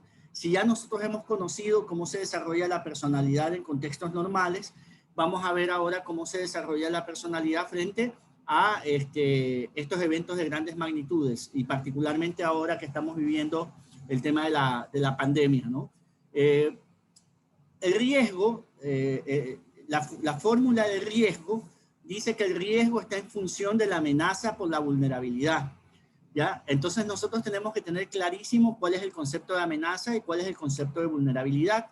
La amenaza está concebida como el peligro latente que está asociado a un fenómeno, ¿ya? Y se dice que es un peligro latente porque no sabemos en qué momento va a darse, no sabemos en qué momento va a llegar. Muchas veces nosotros pensamos que esto nunca se va a dar, ¿no? Y la memoria histórica es frágil. Nosotros fácilmente nos olvidamos de esto. Yo les aseguro que una vez que llegue la vacuna y dentro, no sé, de Dios quiera, máximo dentro de un año más, ya todo vuelva a la normalidad, etcétera, etcétera, al mes la gente ya no habla de COVID-19. Después ya nos estamos olvidando, si ahorita con todas las restricciones no usamos máscara, por ejemplo, si salimos de la casa, ¿ya? O no hacemos un adecuado lavado de manos, en fin, ¿ya? Cuando fue lo del 16 de abril, ¿quién habla del 16 de abril ahorita? Del 16 de abril del 2016, ya 4 años atrás. Ya la gente se olvidó del terremoto hasta que venga el siguiente terremoto. Entonces la memoria histórica es frágil y eso nos juega, o tiene nos juega mal, ¿no? Porque al no tener una memoria histórica viva, latente, nos hace cometer los mismos errores, ¿no? Quien no sabe de historia tiende a cometer nuevamente los mismos errores. Entonces, el peligro como tal es latente, está ahí, no sabemos en qué momento se va a dar. Uno de las amenazas más terribles que genera el ser humano es el tema de la contaminación. Yo recuerdo que cuando estaba en el colegio, hace unos 30 años atrás, nuestros profesores de ciencias naturales nos decían, mira que si no cambiamos nuestro estilo de vida, si no vamos a ser menos consumistas, si no nos alimentamos de mejor manera, etcétera, etcétera, va a haber o se va a generar un cambio climático. Hablábamos esto hace 4 décadas, hace 3,5 décadas atrás, ¿ya? Y hoy por hoy a mí me está tocando vivir lo que me decían, porque no le paramos bola a aquello. Yo justo en esta semana, yo ponía algo en el Face, ¿no? Y me cayeron mis amigos por ahí, creo que lo puse también en mi estado y mis amigos me empezaron a molestar, porque yo ponía un post en donde decía que nosotros debemos de cambiar nuestros hábitos alimenticios en el tema del consumo de la carne. No decía que no debemos de comer carne, pero sí disminuir el consumo de carne, en términos generales, de cualquier animal, ¿no? Por ejemplo, en el caso del pollo, nosotros estamos comiendo 4 veces más pollo de lo que la población necesita. Y entonces esto genera un impacto significativo. El tema del consumo de la carne de res, también hay muchos documentales que hablan de la gran cantidad de daño al ecosistema, porque a mayor cantidad de población, mayor cantidad de requerimiento de carne de res, mayor cantidad de pastizales que se necesitan, y entonces se sacrifican los árboles, la floresta, normal para generar el pastizal. Los incendios que tuvimos en Brasil eran incendios provocados precisamente con miras a hacer nuevos pastizales. Entonces, todo esto son amenazas que están ahí latentes y la gran mayoría de estas amenazas son producto de la mano del hombre. Los desastres no son naturales en sí mismos. Así como hay una amenaza, también nosotros nos enfrentamos a la vulnerabilidad. Y la vulnerabilidad es de dos tipos. Nosotros tenemos, por un lado, la vulnerabilidad como concepto, que significa la predisposición a sufrir daño, el hecho de que todo sujeto, todo individuo, toda comunidad, toda infraestructura tiene o puede en algún momento ser afectada por algo o por alguien. ¿Ok? Entonces, en esa relación de poder, hombre-mujer, en violencia basada en género, en donde a la final, por una cuestión anatómica, el varón puede ejercer un mayor poder físico y entonces hay la violencia física ahí, ¿no? Y hay esta predisposición a la mujer a ser afectada y llegar en algún momento, tristemente, a un femicidio. Lo mismo se aplica en el caso de una infraestructura, de cualquiera de las casas que nosotros tenemos, ¿no? Yo les pregunto, ¿ustedes conocen cuál es el nivel de sismo resistencia de su vivienda? Es decir, ¿cuánto resiste? ¿Cuál es la magnitud de un terremoto que resista la vivienda donde usted vive? ¿Le dieron ese dato a la persona que le construyó la casa? ¿Y quién le construyó la casa?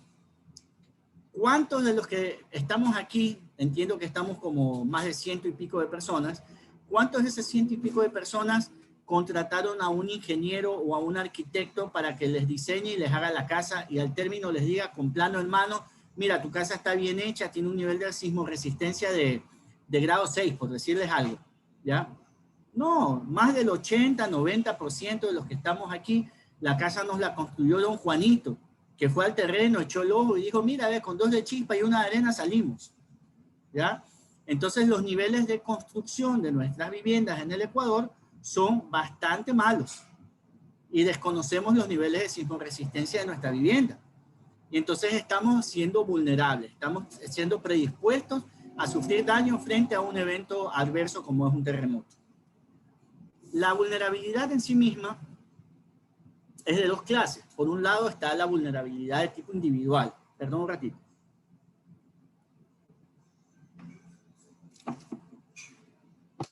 La vulnerabilidad de tipo individual tiene que ver con tres aspectos o con 3 elementos. Tiene que ver con el conocimiento de la persona, ¿sí? ¿Qué es lo que la persona conoce sobre el evento que le puede afectar? Normalmente, ¿qué es lo primero que uno hace cuando hay un movimiento sísmico, cuando hay un terremoto? ¿Qué es lo primero que hacemos? Salir corriendo. Lo primero que se nos cruza por la cabeza es evacuar. Y para los que somos un poquito más técnicos sobre el tema de la gestión de riesgo, sabemos que evacuar es la peor decisión que uno puede tomar. No es la más acertada, por muchísimas cosas. Porque a la final, en el deseo de evacuar, más bien no te mata el terremoto, pero te mata el cable de electricidad que está caído por causa del terremoto. ¿Ya? O en el afán de querer salir a salvar a toda tu familia, de ir a ver a tus hijos a la escuela, de correr en el carro a ver a tu esposa al trabajo, si quieres a tu suegra, a salvar a tu suegra, y todo eso, muy posiblemente te vas a terminar equivocando al respecto en esta toma de decisiones, y esto es porque no sabes qué es lo que tienes que hacer, ¿ya? Entonces, el conocimiento es poder. Mientras más yo sepa sobre una situación, mejor. En el tema del conocimiento con el SARS-CoV-19 o el SARS-CoV-2, es que precisamente nosotros no sabíamos mucho o casi nada de él, a pesar de que pertenece a la familia del coronavirus, a la familia de los corona, ¿ya? Pero este coronavirus tiene diferencias abismales en cuanto a su forma de desarrollarse y de expresarse en el organismo. Entonces, cuando recién inició la pandemia, nosotros trabajamos, el personal de salud, yo no soy médico, pero digo nosotros en el término de personal de salud, con la visión de que el corona se iba a recuperar de la misma manera que los demás. Entonces se empezó a trabajar como una problemática de carácter neumótico, ¿no? pulmonar, en donde la pleura se iba comprometiendo y por eso uno no podía respirar. Pero después ya, hacia abril, mayo del año pasado, nos dimos cuenta de que no era neumótico, que era trombótico, ¿no? Y entonces al ser trombótico había que dar anticoagulantes. Y eso ayudó a disminuir la morbilidad de el COVID-19. Porque es cierto, mucha gente que se murió porque no teníamos el conocimiento adecuado de cómo tratarlos, ¿ya? Y tuvo que pasar estos meses y la pérdida de mucha gente por desconocimiento. Luego, nosotros tenemos el tema de la afectividad. Perdón, queridos amigos, pero he estado dando clases todo el día, desde las 8 de la mañana. Entonces ya estoy bastante seco. Entonces, el tema de la afectividad es también importante. Un estudioso del comportamiento humano y de las inteligencias, que se llama Gary Goleman, en el año 94 escribió o sacó a la luz un bestseller que se llamaba Inteligencia Emocional. Y en este libro lo que él nos decía básicamente era el hecho de que más del 80% de las cosas que hace el ser humano las hace por sus afectos, ¿ya? Y prima mucho el tema de la carga temperamental en el nivel de respuesta que nosotros podamos dar frente a un evento. Entonces, esta afectividad hay que aprender a educarla. Si nosotros no educamos nuestra afectividad, muy probablemente también vamos a tomar malas decisiones que nos van a llevar a malas acciones.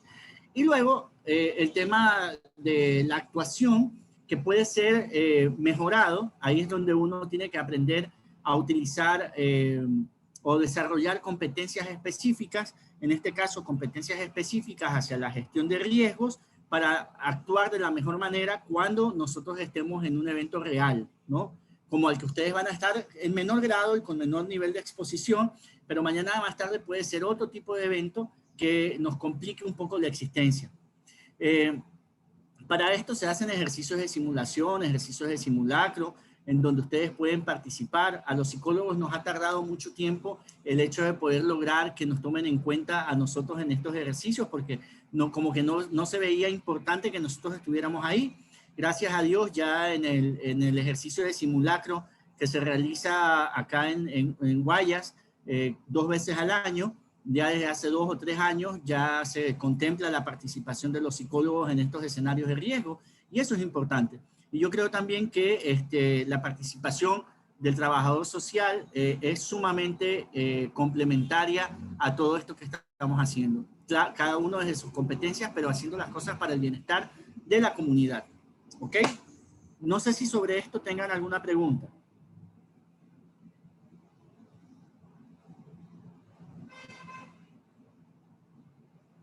Parece que no.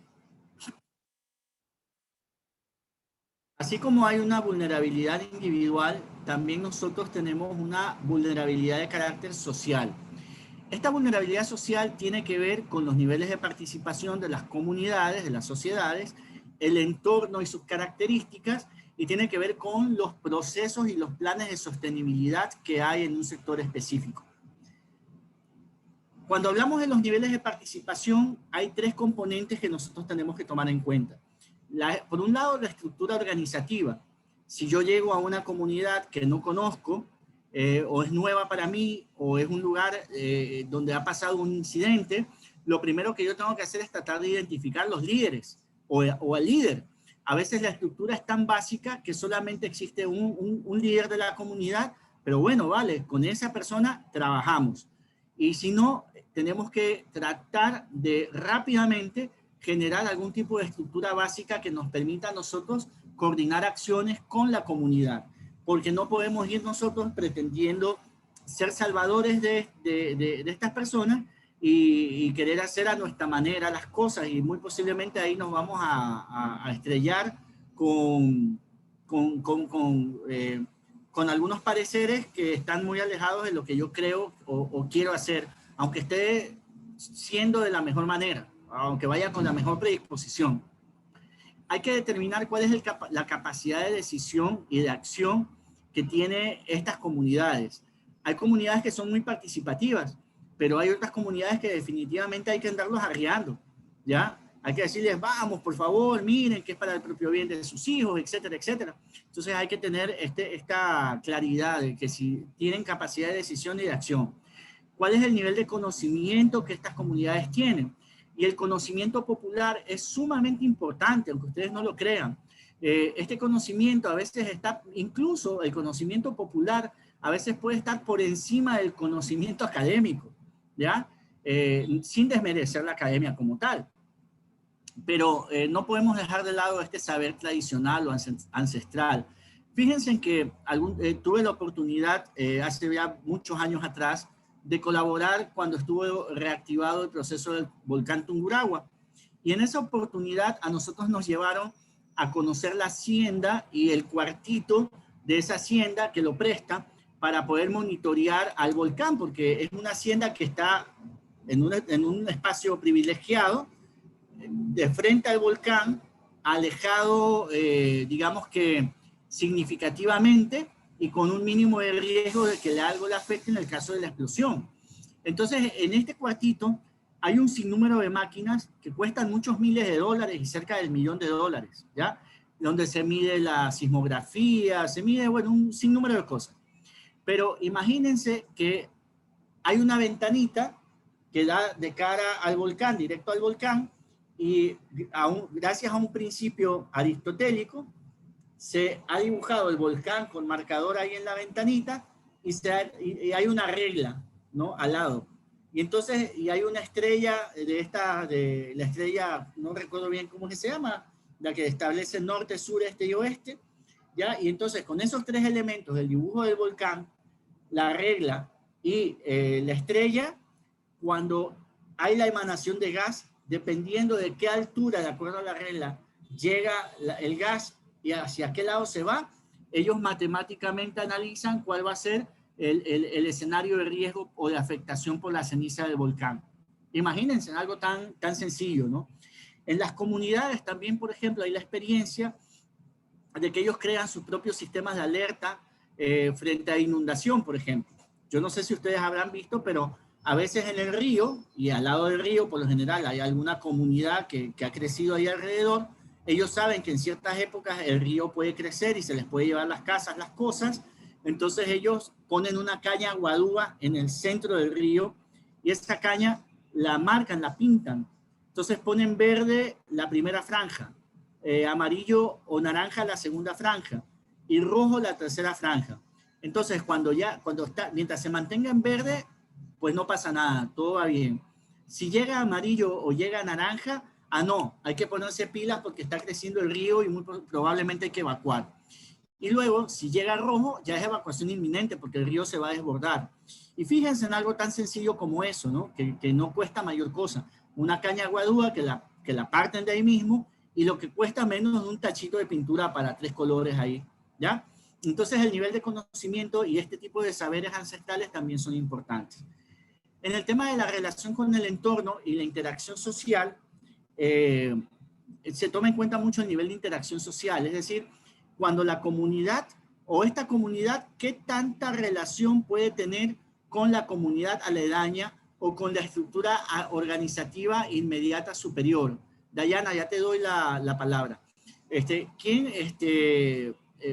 ¿Cómo se articula, no? Porque esta comunidad, por más chiquita que sea, se deberá muy probablemente a la cabecera parroquial. Y la estructura organizativa de la parroquia se ha de deber a la del cantón, y la del cantón a la de la provincia, y la provincia a la nacional, ¿no? Entonces, ¿qué tanto hay esta interacción entre estos escenarios y estas estructuras organizativas? El nivel de seguridad también es sumamente importante. En las comunidades rurales, a veces lo máximo que hay a nivel de seguridad puede llegar a ser un puesto de un PAI, una cosa así, donde hay 1 o 2 policías, ¿no? Y que pasan ahí todo el día hasta que alguien les avise que algo pasa, ¿no? Pero si no hay una seguridad fortalecida y estructurada, hay que buscar algunos mecanismos para poderla estructurar, ¿no? Para la misma seguridad de la propia comunidad. Había alguien que levantó la mano. Andrea, creo que era.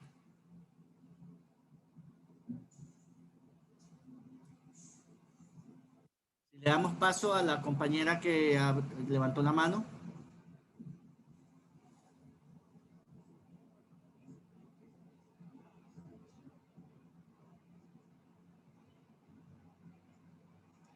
Hola.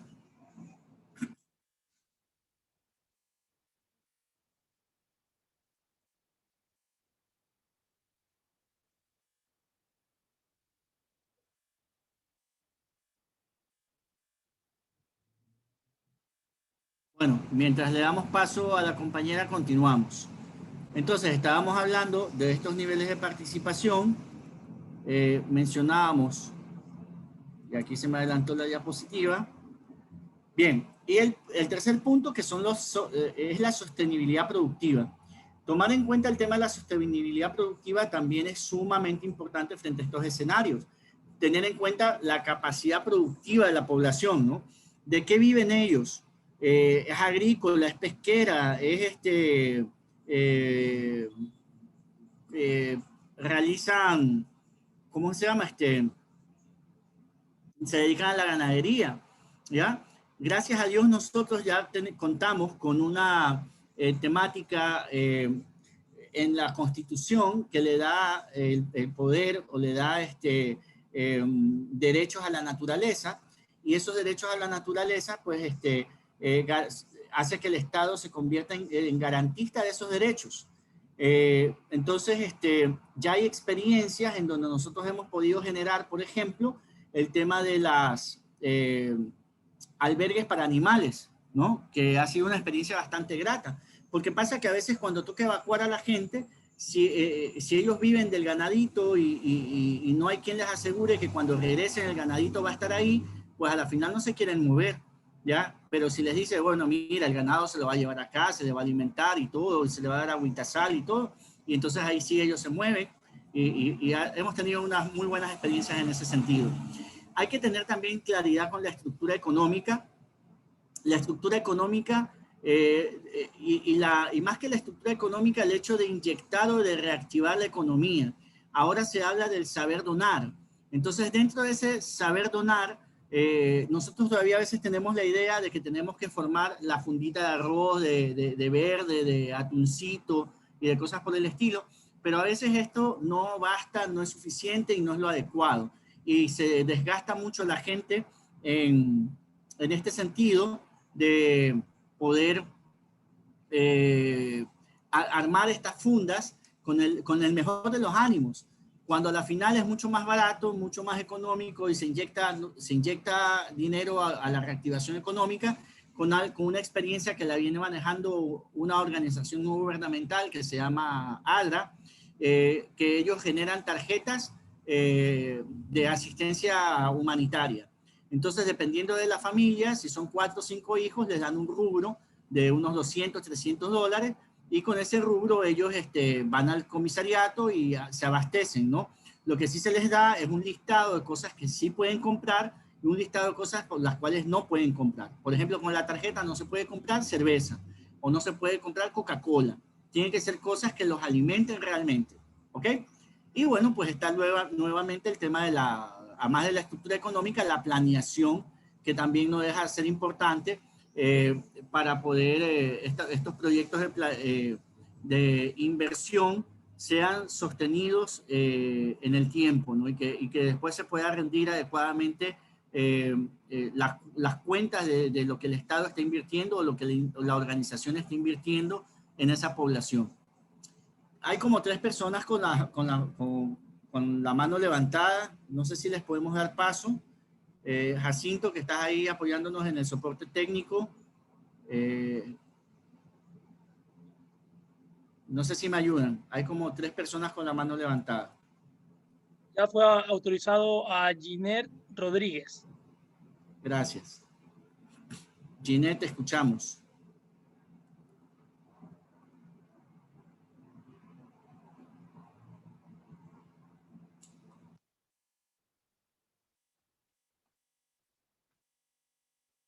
Vamos entonces con Fabricio Ramírez, porque no...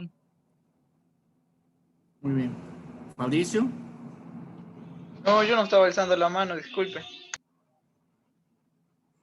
Ok, Entonces, no tenemos intervenciones, estimado Gabriel. Gracias.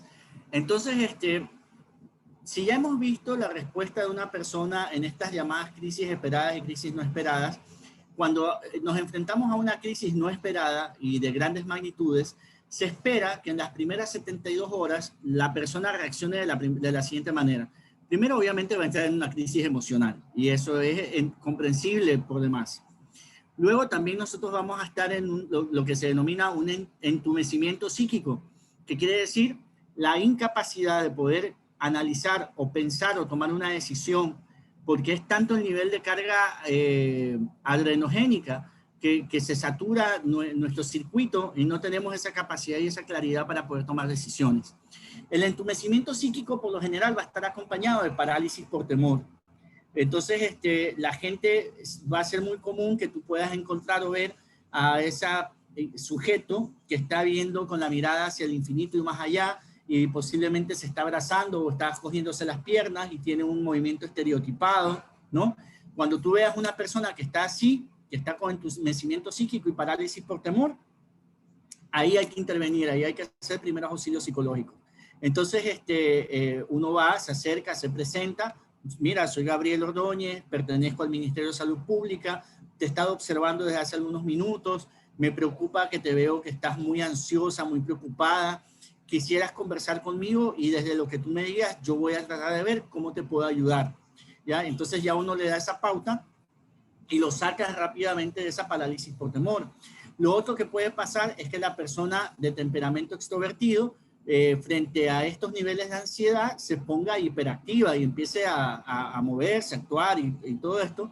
Y entonces a esa persona más bien hay que tratar de ponerle funciones o que desgaste sus energías de alguna manera para que no vaya a cometer tampoco algún error. Entonces la de temperamento extrovertido que está hiperactivo y la de temperamento introvertido que está con un entumecimiento psíquico y una parálisis por temor, hay que sacarlo y llevarlo a la acción y al otro hay que disminuirle el nivel de acción y regularlos, equilibrarlos. También se va a presentar una ansiedad difusa, ¿no? Esta ansiedad que es decir, ya pasó esto y tengo la expectativa de que a la final va a volver a pasar y entonces, y si más tarde y si mañana y entonces yo no quiero volver a perder a un ser querido y nos ponemos en ese plano, ¿no? Existe también el tema del deseo y el temor de conocer la realidad. Pero dime cómo está mi familiar. No, mejor no me digas, ¿no? Entonces ahí está la dubitativa, deseo, temor, ¿no? Y esta dificultad para recibir ayuda, que a veces, si yo he sido una persona productiva a lo largo de mi vida y nunca he dependido de nada ni de nadie, y ahora a estas horas del partido pasa esto, me quedo sin trabajo, me quedo sin medio de generar algún ingreso, algún peculio, y tener que depender que otros me vengan a dar la mano, se me hace muy, muy complicado. ¿Qué pasa con las personas durante el primer mes después de una afectación grave? Pues va a haber personas que van a presentar aflicción y miedo, va a haber gente con nerviosismo, con tristeza, la tristeza acompañada de un duelo, por obviamente la pérdida de un ser querido, o la pérdida de bienes materiales. Muy posiblemente vamos a generar algún tipo de somatización, aumento de la colitis, de la gastritis, ¿no? De la úlcera. Posiblemente en la piel empieza a salir algún tipo de ronchas o manchas, que eso se denomina una dermatitis atípica, y todo esto causado por los altos niveles de estrés que nosotros estamos teniendo. Habrá una preocupación exagerada, irritabilidad, ¿no? Estamos a la defensiva. Posiblemente hay una inquietud motora, hay una alteración en la conducta, la pérdida del sueño y del apetito, y yo siempre hago un énfasis en el tema del sueño. El sueño es el primer indicador de que hay una alteración en el sistema nervioso central. Cuando alguien a usted le diga, o usted sondee en las llamadas o en la asistencia, pregunte, ¿y usted cómo está descansando? ¿Está descansando bien? ¿Si está durmiendo? Le dicen, no, si ya llevo 3 días, 5 días, una semana, un mes que no duermo bien. Entonces, cuando a usted le digan eso, usted inmediatamente diga, pero eso no es muy bueno, yo creo que hay que, ¿qué le parece si le derivo al médico, al psiquiatra, al psicólogo, para que le ayude con la higiene del sueño o para que le mande las pastillitas para que usted pueda dormir? Lo mismo con el tema del apetito. Si la persona no está comiendo adecuadamente, muy posiblemente esto está cercano o es adyacente a un cuadro depresivo. Todavía no pudiéramos hablar de un trastorno depresivo, pero sí de un cuadro depresivo que está llevándolo a no comer, ¿ya? Y entonces eso también puede preocupar porque va a afectar integralmente a su salud, a su sistema inmunológico. Van a venir enfermedades oportunistas, entonces hay que tomar en cuenta eso. Va a haber problemas en las relaciones interpersonales y va a existir dificultad en el desempeño laboral.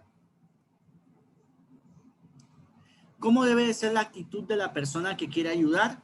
Pues debe de ser una actitud serena, respetuosa, cordial, afectiva, pero firme. Esa persona no puede caer en paternalismo o perder el rol. Cuidado, nos pasa que alguien viene y nos dice, ay, es que no he comido 5 días. Y entonces uno, como es buena gente, que no está mal de vez en cuando, uno mete la mano al bolsillo y le da $5, le das $20. Pero muy posiblemente esa persona te vuelve a decir lo mismo la próxima semana.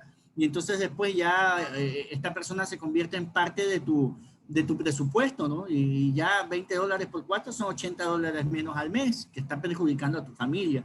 Entonces nuestra labor es engancharlo a él con las redes de apoyo social que sí puedan satisfacer desde una forma institucional sus necesidades básicas, pero no somos nosotros los que estamos llamados a hacerlo. Y a veces nos toca ser directivos. Mira, anda por aquí, anda por acá, mañana te levantas y vas a hablar con esta persona, pero no lo vamos a coger de la manito y le ay, no, mira, yo mañana te vengo a ver y te llevo acá. No, eso no está bien. Hay que evitar ser crítico, no enjuiciar, no dar sermones. A veces nosotros hacemos juicios de valor sin darnos cuenta. Vemos a la muchacha embarazada, madre de 5 hijos, y nosotros fácil se nos dice, ay, chica, pero es que tú no tenías televisión. ¿Y cómo con tantos hijos, quién te los va a mantener? Tú tampoco se los vas a mantener, entonces ¿para qué haces esos comentarios? Entonces hay que ser muy, muy juicioso para no enjuiciar, ¿no? Entonces hay que tener mucho cuidado con lo que de esta boca sale, ¿no? Porque podemos estar siendo muy criticones al respecto. Hay que tener una escucha responsable, esa escucha de estar al 100% con la persona, de mirarlo a los ojos, de aprender a leer, de hacer la lectura no verbal de lo que la persona nos dice. Si la persona nos está diciendo, tú le preguntas, flaco, ¿cómo estás? Y la persona te dice, estoy bien. Ya por ahí ese tipo de respuesta nos está diciendo a nosotros que muy posiblemente no está tan bien que digamos. ¿Ok? Entonces, además de eso, debemos de procurar fomentar empatía, que ser empático no significa ser simpáticos, hay que tener mucho cuidado con eso. La empatía no es otra cosa que ponernos en el lugar del otro, ya, para poder hacer una lectura desde lo que el otro está viviendo. Existen 3 tipos de momentos que nosotros tenemos que tomar en cuenta cuando hablamos de las relaciones interpersonales. El primero es tener una capacidad de entendimiento. Yo puedo entender a la persona que maneja mi mismo código, mi misma cultura. Entonces esa persona, hablamos el mismo lenguaje, el mismo idioma, y yo te entiendo el mensaje que me estás transmitiendo. Y yo respondo en base a lo que estoy entendiendo de ese mensaje. Pero puede ser que por cultura, religión, economía, códigos, etcétera, etcétera, no le alcanzo a entender. Entonces ahí es donde viene el tema de la empatía. Trato de comprender. Me pongo en el lugar del otro para interpretar aquello que me está diciendo. Y si yo no entiendo, yo no comprendo, yo tengo que tolerar, ¿no? En una situación de respeto mutuo, ¿ya? Yo no tolero a los heavy metal, ¿ya? Ok, no los tolero, no me gusta el heavy metal, etcétera. Pero mientras tú escuches tu heavy metal en tu walkie-talkie, walkie-talkie muy viejo, pero en tus audífonos o en tu reproductor de música, o en tu ahora Wi-Fi, lo escuchamos ya, y a mí no me afecte, pues chévere que seas rockero, pero respeta que yo no soy rockero. Entonces eso ya es un nivel de tolerancia, de respetarse mutuamente. Nunca hay que intentar calmar a la persona que está afectada. La primera situación, si tú estás con una persona que está en un cuadro histérico, que no se controla, que está explosiva, tú tienes que hablar y dirigirle desde una distancia prudente. Y conforme tú le vas dirigiendo con la voz, tú vas pudiéndote acercar poquito a poquito para que tú salvaguardes tu integridad. Primero 1, segundo 1 y tercero 1, ¿ok? Y si se puede, pues bueno, te acercas y ya te sientas a conversar con la persona y eso. Tú le puedes decir a la persona que está airada, oye, ¿qué te parece si nos sentamos un ratito para poder hablar? Yo estoy cansado, ¿ya? Entonces, en el momento que se sienta la persona, ya le ayudas a bajar los niveles de ansiedad. E incluso para poder responder, va a tener que hacer una doble acción el cerebro, que es levantarse y responder. Entonces, es menos probable que te lastime o que se lastime si está sentada. Entonces, eso es como una estrategia, ¿no? No intente modificar las conductas defensivas, ¿no?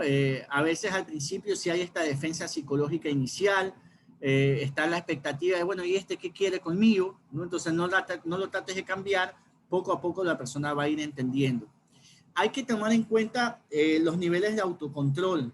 Esto no es para todos. El trabajar en gestión de riesgos, y nosotros tenemos que hacer un poco un mea culpa, no es para todas las personas.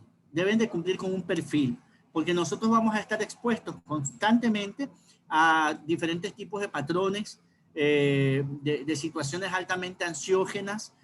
Ahorita, digamos que no van a estar tan expuestos porque el trabajo de ustedes va a ser a nivel de teleasistencia, pero mañana más tarde puede ser que sí sea en vivo y en directo, y entonces el hecho de ver cadáveres o una gran cantidad de cadáveres puede ser o puede significar un shock emocional para el cual no todo el mundo está preparado, ¿ya? Y no nos hace menos profesionales, pero no todo el mundo trabaja desde la profesión en todo. Quien les habla, por ejemplo, yo no me siento muy cómodo trabajando con niños y no me hace mal psicólogo, ¿ya? Pero yo reconozco que ese no es mi recurso de personalidad. Y yo sé que hay muchos psicólogos que me dicen, chuta, Gabriel, tú trabajas en riesgo, qué bacán, pero yo no me veo ahí. Y chévere, hermano, porque a la final son buenos psicólogos jurídicos forenses o hacen otro tipo de clínica a la cual yo no me sentiría muy cómodo, y así. Bueno, hay dos preguntitas, o por lo menos dos personas han levantado la mano.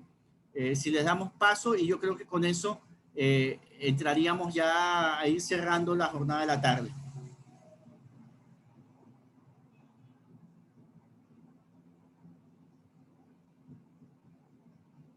Jacinto o Brian, si me ayudan para estas dos personas que tienen levantado la mano, o se me sigue repitiendo. Con gusto. Vamos con Thais Orbe Vivanco. Perfecto, Thais, te escuchamos. Tal vez sí se me escucha ahí. Sí, por supuesto. Ya, buenas tardes con todos. Primero agradeciendo estos espacios fomentados hacia los estudiantes que estamos próximos a graduarnos también.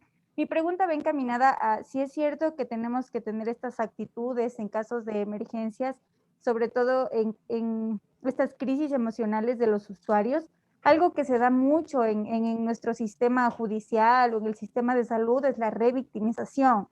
Entonces, ¿de qué formas podríamos evitar nosotros caer en esta revictimización sin que el usuario tenga que dar su versión a todas las partes que conforman el equipo multidisciplinario? Excelente pregunta. Mira, los ecuatorianos somos muy buenos para hacer cosas y hacemos cosas magníficas y somos también muy creativos. En el sentido del hacer, yo creo que no le debemos nada a nadie y en muchos casos hemos servido de ejemplos para otros países, pero somos malísimos para redactar las experiencias.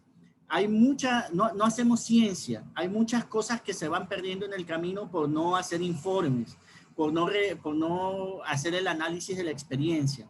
Lo ideal sería que el trabajo que ustedes vayan a realizar termine con un informe de lo que ustedes han realizado, ¿no?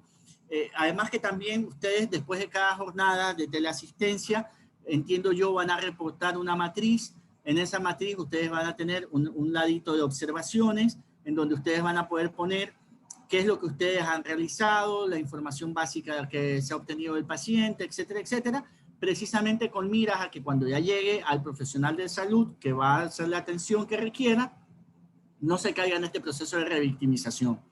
Hemos tenido esta semana que pasó una reunión con el Ministerio de Gobierno y otras entidades como el MIES y demás. Y fíjense que a nivel de ministerio, yo decía lo mismo que está diciendo Thais. Hay un muchacho que va a venir desde Colombia, que ya viene siendo atendido psicológica, biológicamente, médicamente y todo. Tiene un problema de consumo de sustancias y está siendo devuelto para el país. Y yo decía lo mismo. ¿cómo vamos a evitar la revictimización? ¿Qué les parece? Propuse yo hacer como una entrega del paciente, ¿no? Una entrega del paciente.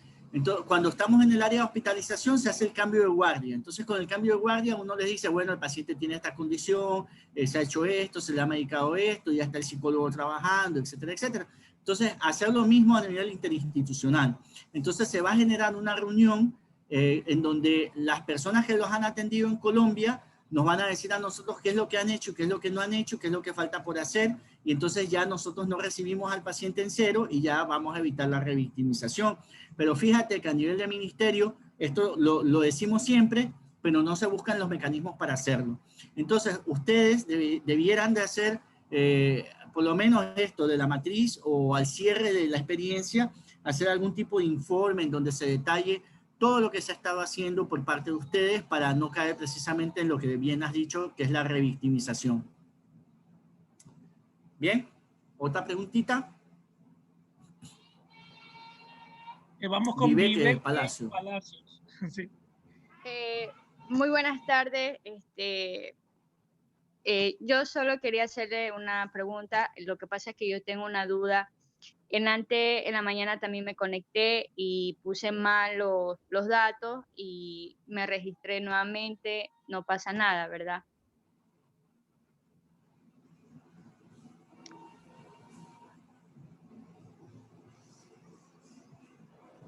Bueno, es un tema técnico, ¿no?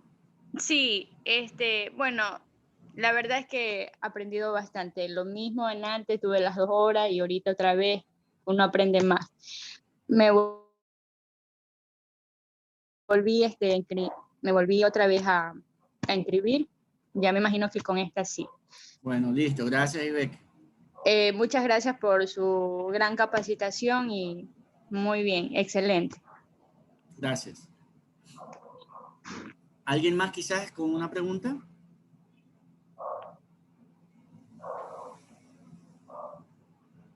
No tenemos.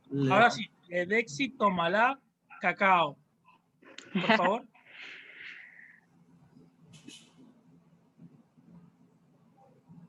Ledexi, activa tu micrófono, por favor.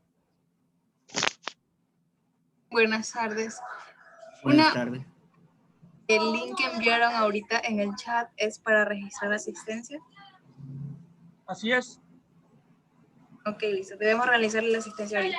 Gracias. Sí, gracias. Ok. Bueno, creo que de mi parte ha sido todo por el día de hoy.